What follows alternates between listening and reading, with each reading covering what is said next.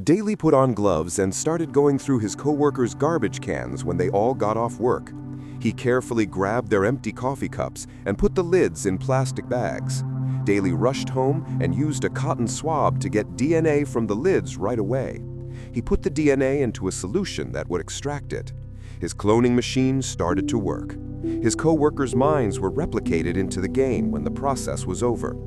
Daly changed the game's code permissions every day and performed anything he pleased in his own little game world.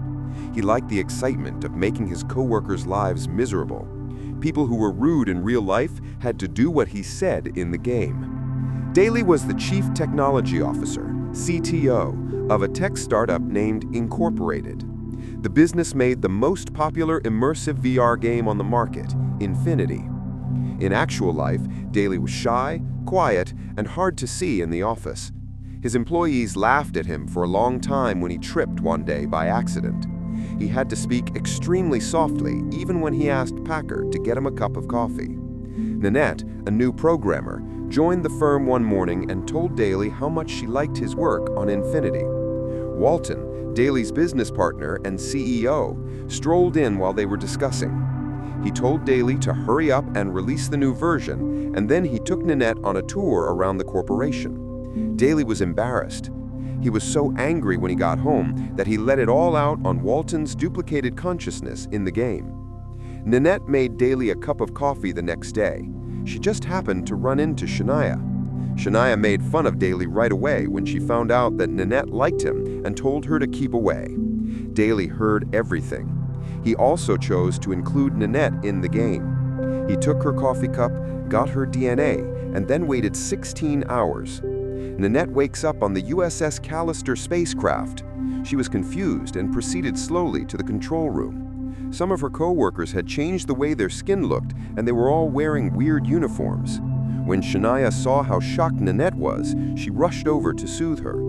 They said that this was a secret offline version of the game, where Daly had all the authority like a god. He took DNA from old coffee cups, half-eaten lollipops, and even used toilet paper to keep them here forever. Daly was angry with Kabir.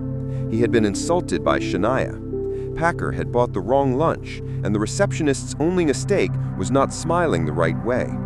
Nanette was scared and rushed around the ship attempting to get away. Her hand slowly disappeared as she sought to open a hatch door. She was forcibly sent back to the control room. Daly looked very different from how he really is. He had a strong figure, thick hair, and a confident look on his face. He thought Nanette would act like Lieutenant Cole. Nanette said no and asked to be let go. Daly's face got darker. He waved his hand and took away Nanette's lips and nose. She couldn't see or breathe, and she sank into a dark place that made her feel like she was suffocating. Daly merely had to change the programming to become a god in this universe, and no one in the game could even die without his approval. Nanette ultimately gave up when she was scared. Her face came back. The mission sequence started. Nanette stumbled back to her post. Shania told her in a hushed voice to just press any button. The screen showed information on the mission. Daly took the crew into the transporter room and told Nanette to come with him.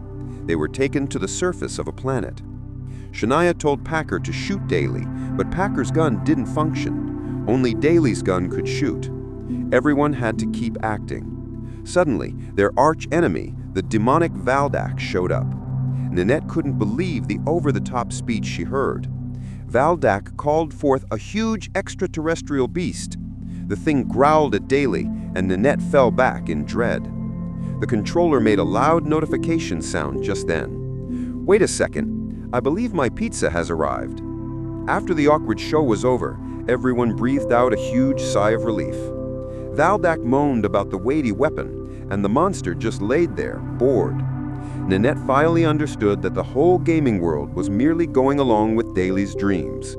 The monster was really a marketing coworker who had been converted into a creature and sent away because he didn't listen to Daly once. When Daly came back to the game, there was a naked lady. "Oh my gosh, we're all gonna die over there." He said the heroic phrases that were in the screenplay. The cloned crew members were really happy with him. Valdak begged Jesse to kill him so he could get out of the game, But Daly wasn't ready to stop playing. He told them to put Valdak in the ship's brig. Everyone on the ship celebrated the win. The guys sang and clapped. The women kissed each other and turned to celebrate. Daly tried to kiss Nanette, but she slapped him in the face. Everyone on the team stopped talking and waited for Daly to get angry. He was very angry. He seemed like he was going to kill Nanette, but he stopped himself. He told her he would forgive her once, but in a cold voice, he told her there would be no future time. The clones were alone when Daly logged off for the night. Nanette vowed she would never kiss him. Shania said that in this game, Daly only let people kiss. Nothing else could happen after that. They said that Daly had taken away everyone's basic bodily needs, leaving them as incomplete doll-like people. Nanette looked and confirmed it herself. She was even more determined to get away after being humiliated. She used what she knew about programming to find a means to transmit a message outside of the game. Help a lot of people stuck in Infinity on Daly's computer. Call the cybercops. Nanette went to talk to Daly after seeing this weird message. Daly was scared and said it was spam for harassment. He hurried home and got back into the game. Daly was enraged because he felt absolutely misled. He made the decision to punish Nanette. Shania came to her defense. Daly turned Shania into a monster and sent her to a lonely world. Nanette felt terrible about what she had done when Daly logged out again.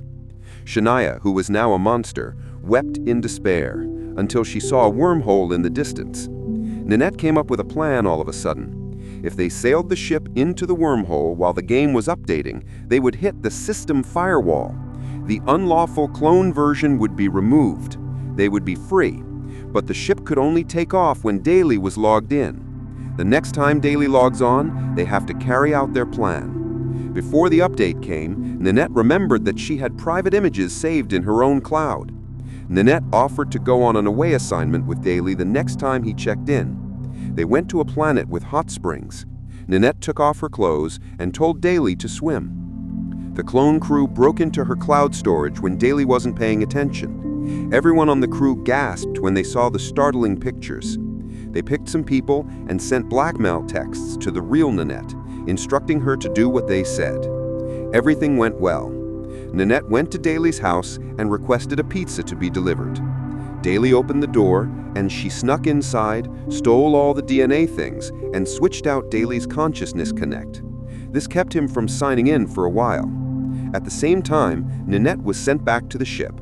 The group sped up towards the wormhole, but Daly had a second connector.